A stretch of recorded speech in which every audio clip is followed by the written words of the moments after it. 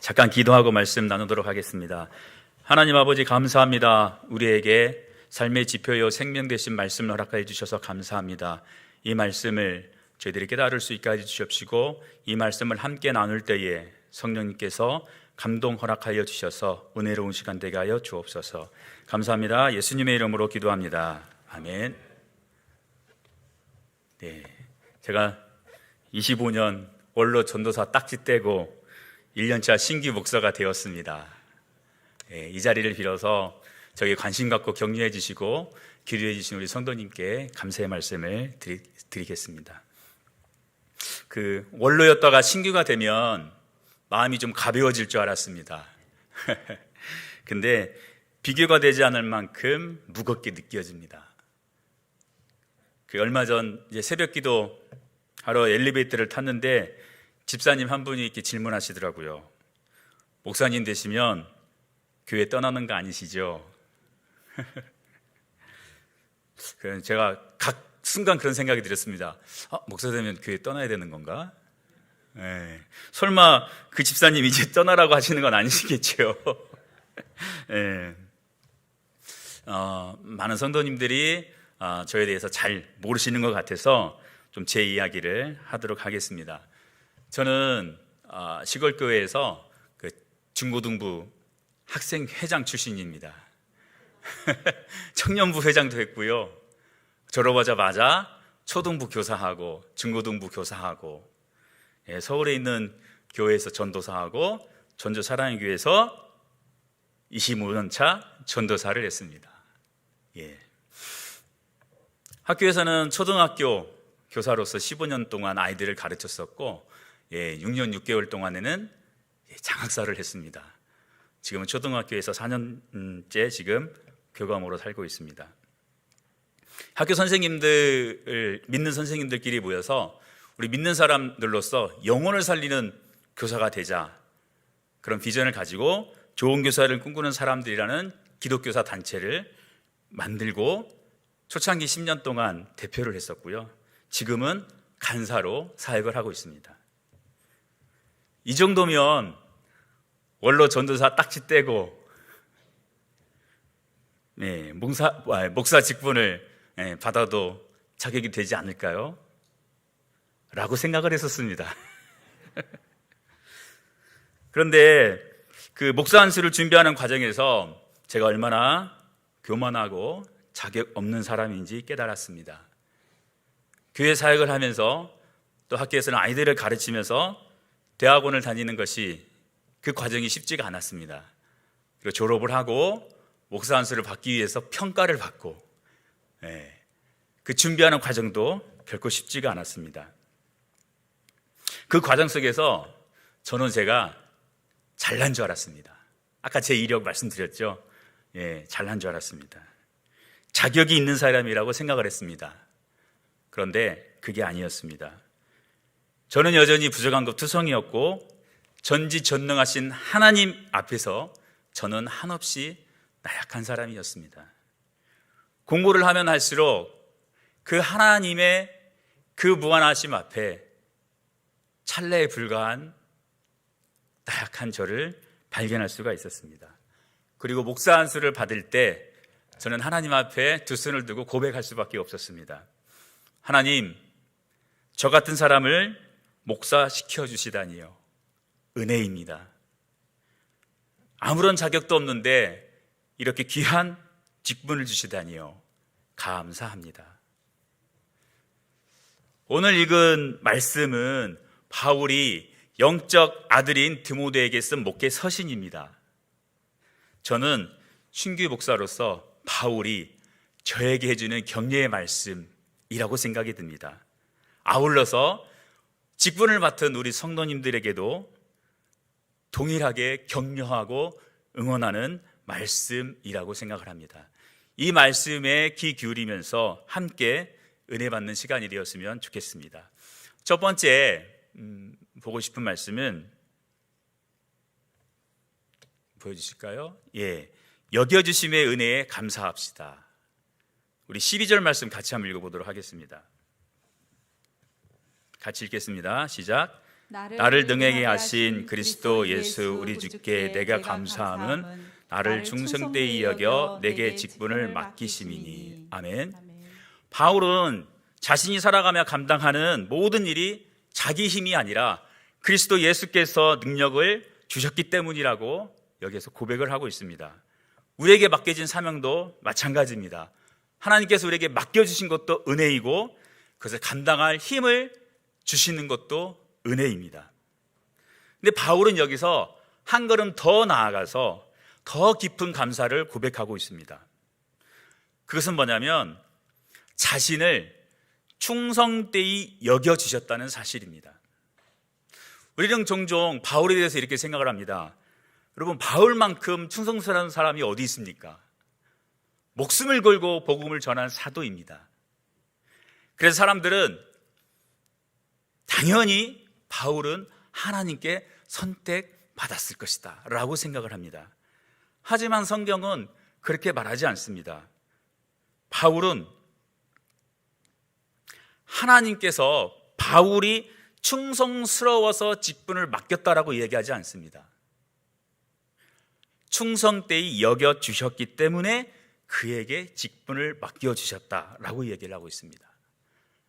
그렇다면 바울은 어떤 사람이었을까? 오늘 바울의 고백을 통해서 바울이 어떤 사람인지 한번 보도록 하겠습니다. 우리 13절 말씀 함께 보도록 하겠습니다. 13절에서 15절 말씀 같이 읽겠습니다. 시작. 내가 전에는 비방자요 박해자요 폭행자였으나 도리어 긍휼을 입은 것은 내가 믿지 아니할 때에 알지 못하고 행하였음이라. 우리 주의 은혜가 그리스도 예수 안에 있는 믿음과 사랑과 함께 넘치도록 풍성하였도다. 누구보다 모든 사람이 받을 만한 이 말이여 그리스도 예수께서 죄인을 구원하시려고 세상에 임하셨다 하였도다. 죄인 중에 내가 괴순이라.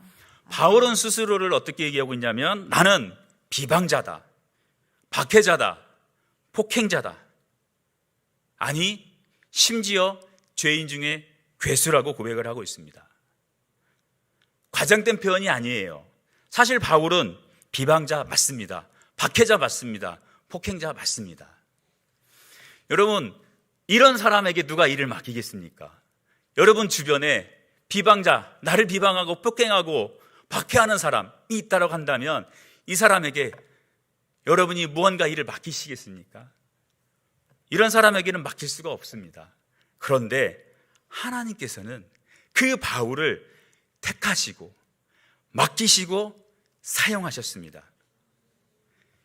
이것이 제가 처음 보고 싶은 바로 여겨주심의 은혜입니다.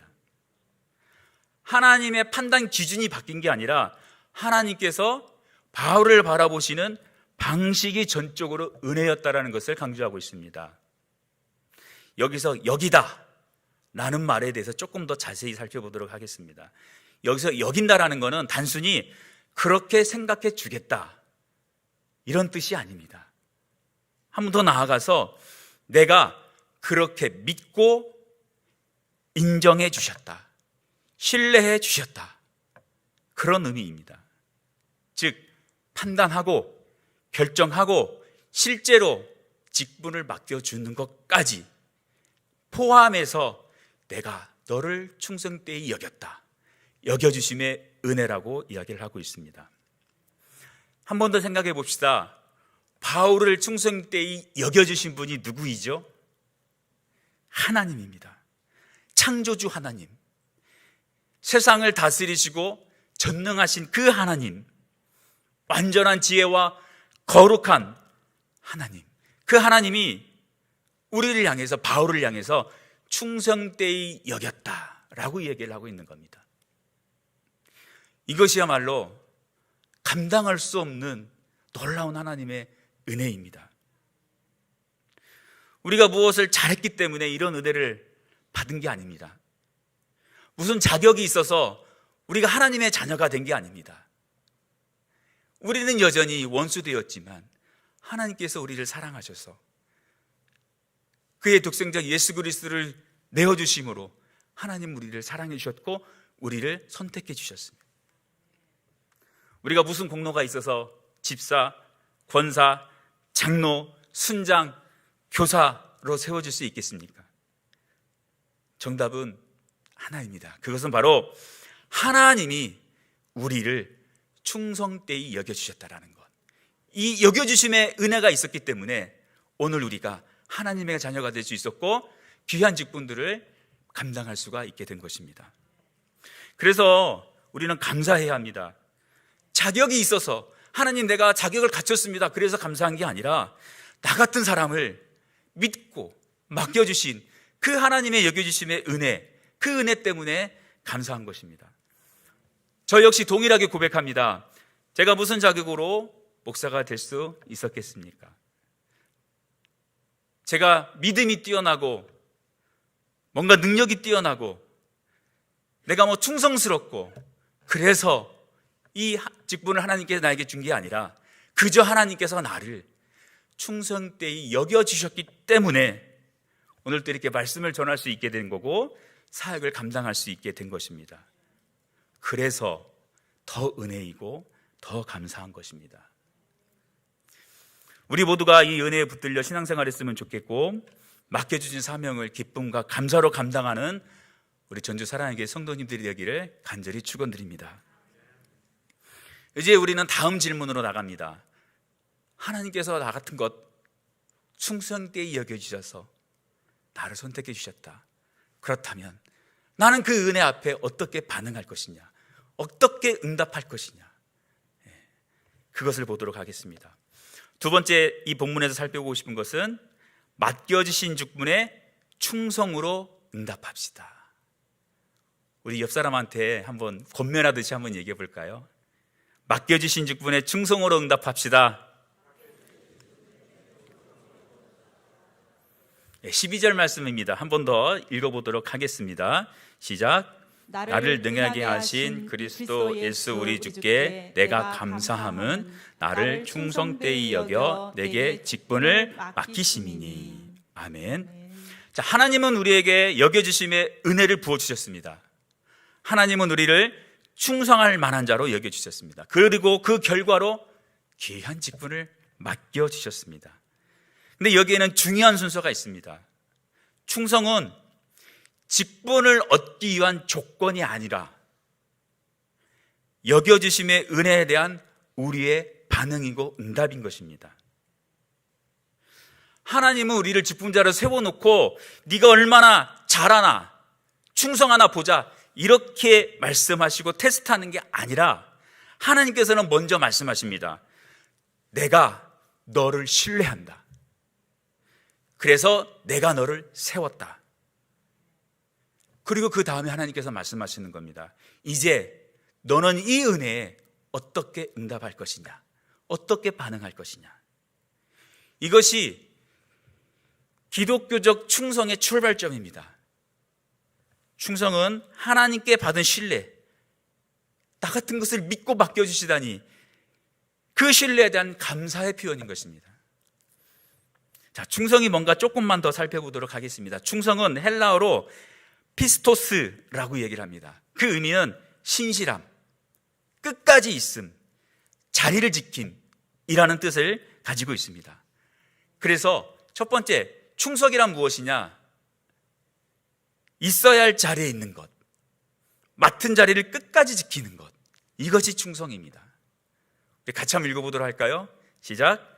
충성이란 있어야 할 자리에 있는 것, 맡은 자리를 끝까지 지키는 것입니다. 사람들은 흔히 큰 역할, 어떤 큰 성과, 눈에 띄는 사역, 이것이 충성이라고 생각을 합니다. 하지만 하나님이 보시는 충성은 다릅니다. 크지 않아도, 드러나지 않아도 맡겨진 자리를 끝까지 지켜내는 것. 비가 오나 눈이 오나 아무도 알아주지 않아도 묵묵히 맡은 일을 감당하는, 그것이 바로 하나님께서 말씀하시는 충성이라는 것입니다. 사무엘상 3장에 보면 충성의 좋은 본을 발견할 수가 있습니다. 우리 사무엘상 3장 3절에서 4절 말씀을 같이 한번 보도록 하겠습니다. 같이 읽겠습니다. 하나님의 등불은 아직 꺼지지 아니하였으며 사무엘은 하나님의 궤에 있는 여호와의 전에 누웠더니 여호와께서 사무엘을 부르시는지라 그가 대답하되 내가 여기 있나이다 하고. 자, 어린 사무엘이 엘리 제사장 아래에서 한 일은 대단한 일이 아니었습니다. 사무엘은 성막의 등불을 켜고 끄고 문을 열고 닫고 사람들이 보지 않는 수고를 감당하는 그 일을 맡았습니다.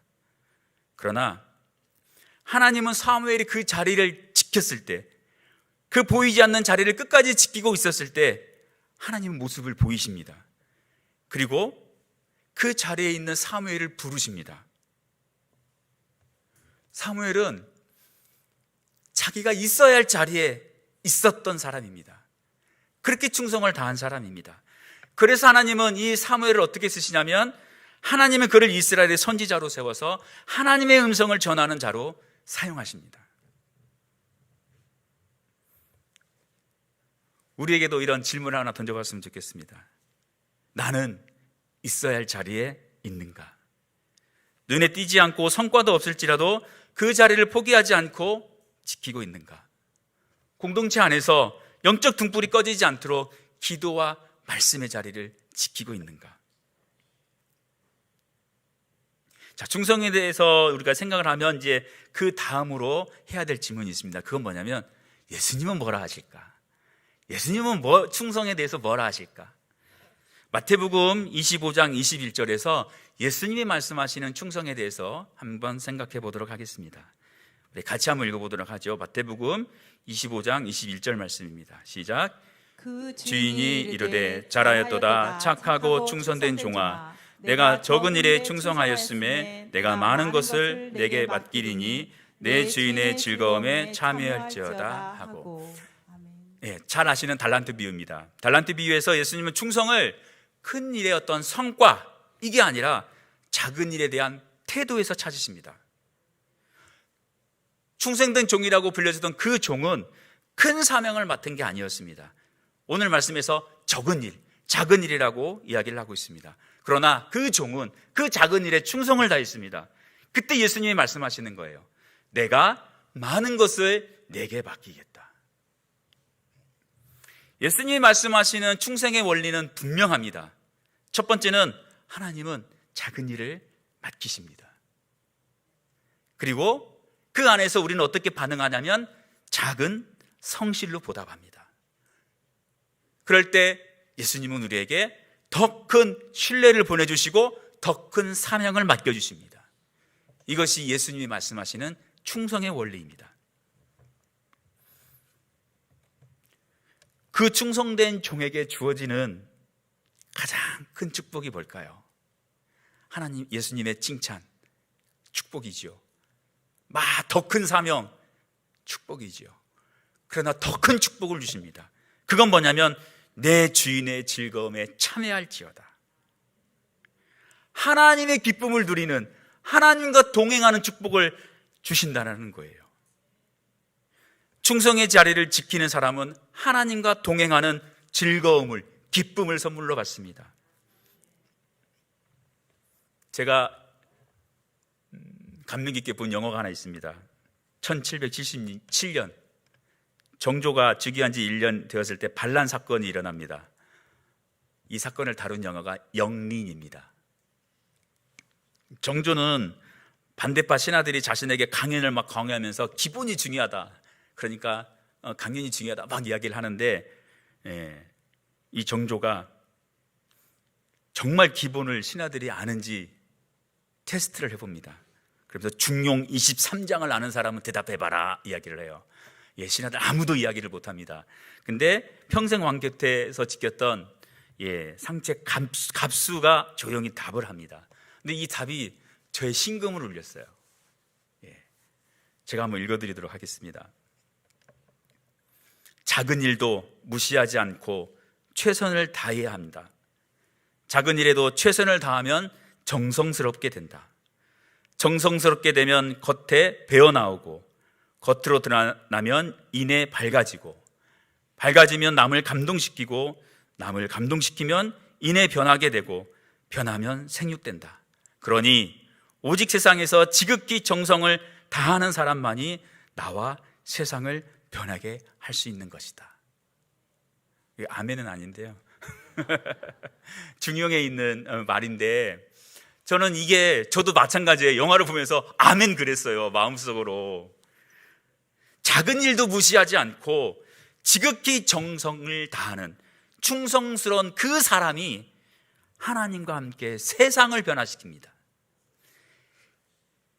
사람들이 무시하는, 별 볼 일 없다고 생각하는 그 작은 일을 무시하지 않고 끝까지 그 사명을 감당해내는 것, 이것이 오늘 예수님이 우리에게 말씀하시는 충성인 것입니다.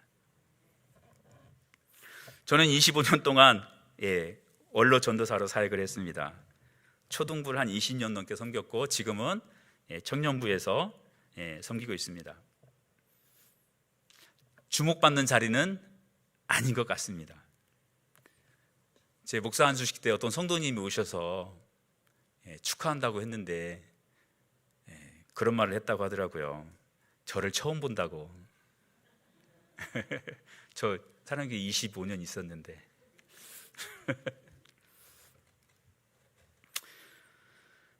이제 목사가 되었지만 여전히 제 마음은 같습니다. 작은 자리라도 주어진 자리에서 묵묵히 충성하겠습니다. 하나님은 여러분을 장로로, 권사로, 집사로 세우셨습니다. 순장으로 세우셨습니다. 교사로 세우셨습니다. 부모로 세우셨습니다. 리더로 세우셨습니다. 이 모든 것은 여겨주심의 은혜입니다. 그리고 그 자리가 바로 여러분의, 우리의 충성의 자리입니다. 있어야 할 자리에 있는 것, 맡은 자리를 끝까지 지키는 것, 작은 것에서 무시하지 않고 최선을 다하는 것, 이것이 성경이 말하는 진짜 충성입니다. 하나님이 찾으시는 사람은 잘난 사람이 아닙니다. 하나님이 찾으시는 사람은 그 자리를 끝까지 지키는 사람입니다. 작은 일이라 할지라도 있어야 할 자리에 있는 것, 이것이 충성임을 꼭 기억했으면 좋겠습니다. 세 번째 나누고 싶은 은혜는 본이 되어 여겨주심의 은혜를 계승합시다. 동일하게 또 옆사람한테 권면하듯이 이야기를 한번 해줄까요? 본이 되어 여겨주심의 은혜를 계승합시다.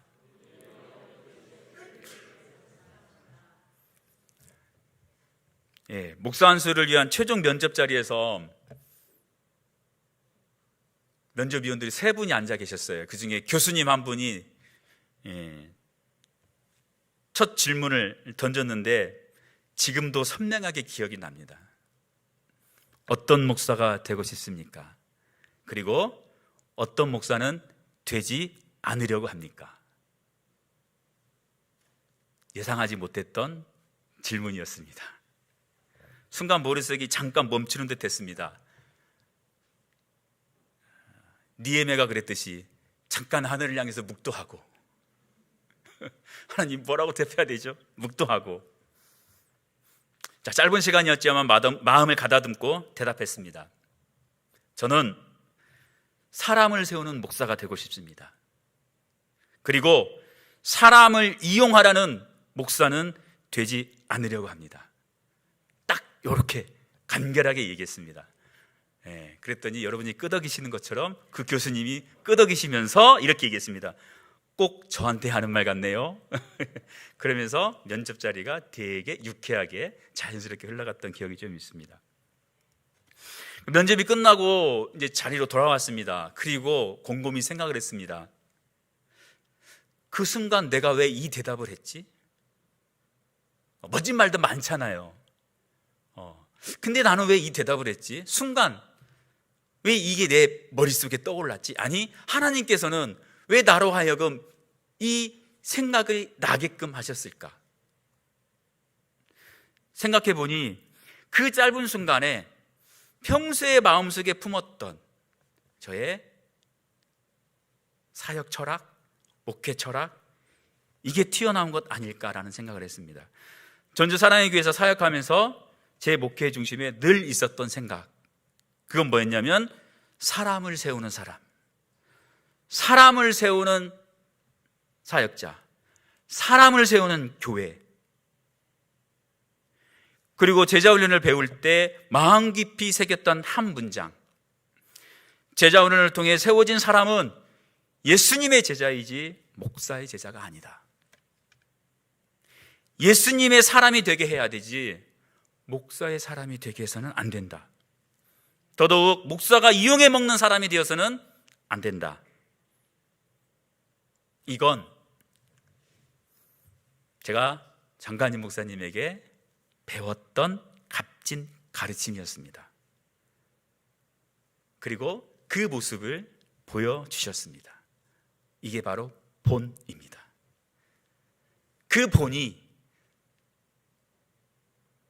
그 짧은 순간에 저로 하여금 생각나게 했고, 그 저의 목회 철학이 되었고, 그래서 그 떨리는 순간에 나도 모르게 툭 튀어나왔던 말이 된 것이고, 그 말을 했기 때문에 이제 저는 그 말을 지키면서 살아야 됩니다. 사람은 어떻게 세워지는가? 본의 원리입니다. 바울은 자신이 받은 은혜를 이렇게 설명합니다. 아까 본문 말씀에 디모데전서 1장 16절 말씀입니다. 우리 같이 한번 읽어보겠습니다. 시작. 그러나 내가 긍휼을 입은 까닭은 예수 그리스도께서 내게 먼저 일체 오래 참으심을 보이사 후에 주를 믿어 영생 얻는 자들에게 본이 되게 하려 하심이라. 아멘. 바울은 여겨주심의 은혜, 직분을 맡겨주심의 은혜를 이렇게 말합니다. 나는 긍휼을 입었다. 하나님은 바울에게 왜 이렇게 긍휼을 베푸셨을까요? 바울은 그 부분에 대해서도 분명하게 얘기합니다. 후에 주를 믿어 영생 얻는 자들에게 본이 되게 하려 하심이라. 누군가는 바울을 보면서 이렇게 묻게 될 겁니다. 어떻게 이렇게 충성스럽게 직분을 감당할 수 있습니까? 그리고 바울의 삶을 보면서, 바울의 고백을 보면서 우리는 또 이렇게 생각할 수 있습니다. 죄인 중에 괴수였던, 비방자요, 박해자요, 그렇게 죄인 중에 괴수라고 얘기했던 바울도 하나님이 중생 때 여겨 사용하셨다면 나도 그 여겨주심의 은혜를 입고 충성스럽게 쓰임받을 수 있겠구나. 하나님, 바울처럼 저도 써주세요. 바울이 어떤 사람이에요? 죄인 중에 괴수 아니에요. 비방자고 박해자고 폭행자잖아요. 그런 사람을 하나님이 여겨주셨잖아요. 동일하게 저도 그렇게 여겨주십시오. 동일하게 나도 그렇게 여김받을 수 있겠구나. 그런 본이 되는 그런 은혜가 우리 가운데 있었으면 좋겠습니다. 바울은 그 뒤에 디모데에게 이런 권면을 합니다. 디모데에게 선한 싸움을 싸우며 믿음과 착한 양심을 가지라. 디모데는 이런 질문을 했을 것 같아요. 선한 싸움을 싸워라? 선한 싸움을 어떻게 싸우지? 믿음과 착한 양심을 가져라? 믿음과 착한 양심을 어떻게 지키지? 이건 어떤 모습인 거지? 아마 생각을 했을 것 같아요. 그러다가 분명한 답을 얻었을 겁니다. 그거는 나의 영적 아비인 바울처럼 하면 되겠구나. 바울처럼 하면 되겠구나. 바울처럼 저렇게 선한 싸움을 싸우면 되겠구나. 바울처럼 저렇게 믿음과 착한 양심을 가지면 되는 거구나. 바울은 말로만 가르친 게 아니에요. 말로만 선한 싸움을 싸워라, 믿음과 착한 양심을 가져라 라고 한 게 아니라 직접 고난 중에서 선한 싸움을 싸워내면서 디모데에게 보여줬어요. 이게 선한 싸움이야. 감옥에서도 믿음과 착한 양심을 지켜낸 모습을 보여줬어요. 그러면서 디모데에게 이게 믿음과 착한 양심이야.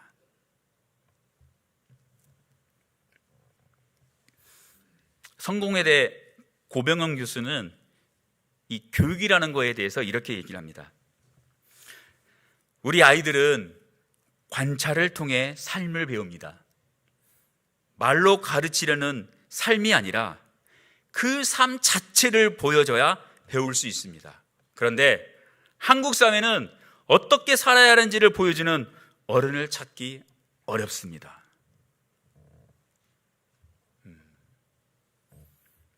맞습니다.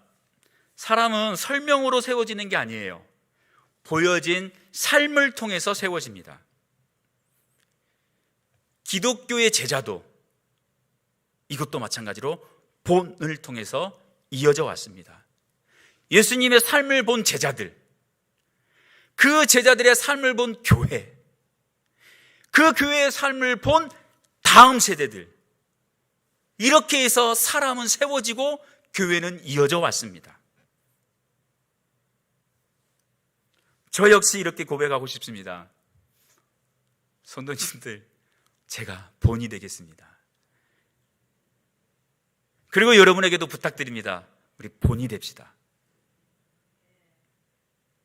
우리가 그 여겨주심의 은혜에 감사하여 맡겨진 자리에서 충성을 다해 살아갈 때 우리의 삶은 누군가에게 본이 됩니다. 사람을 이용하는 목회가 아니라 사람을 세우는 목회, 그리고 사람을 세우는 교회, 신앙인으로 살아가면 좋겠습니다. 하나님이 우리에게 주신 은혜와 신뢰 앞에서 본이 되는 사람, 본이 되는 성도, 본이 되는 사역자가 되기를 축복합니다. 말씀을 마치려고 합니다. 제가 97년 기도하는 가운데 저는 하나님의 분명한 부르심을 받았습니다. 주기도문을 하는데 뜻이 하늘에서 이루어진 것 같이 땅에서도 이루어지이다. 마태복음 6장 10절 말씀. 주기도문의 이 말씀을 묵상할 때, 기도할 때 제 마음속에 조용한 음성, 그러지만 피할 수 없는 질문이 들려왔습니다. 이 고백이 정말 너의 고백이냐? 그 질문 앞에서 저는 떨리는 마음으로 아멘으로 화답을 했습니다. 그리고 하나님 앞에서 결단했습니다. 하늘에서 이루어진 하나님의 뜻이 이 땅 가운데 이루어지도록 살겠습니다.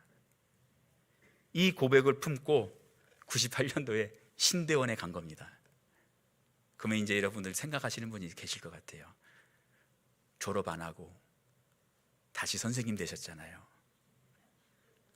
배신입니까? 학교 현장으로 나와서 어린 영혼들을 살리는 그 사명을 다시 발견하고 학생 한 명 한 명이 하나님 나라의 귀한 자녀임을 믿고 교육의 자리에서도 저는 동일한 마음으로 하나님의 뜻이 이 땅 위에서 이루어지도록 하겠습니다 라고 야전에서 싸우는 그 군인처럼 그 마음과 각오로 현장에서 그렇게 살았습니다.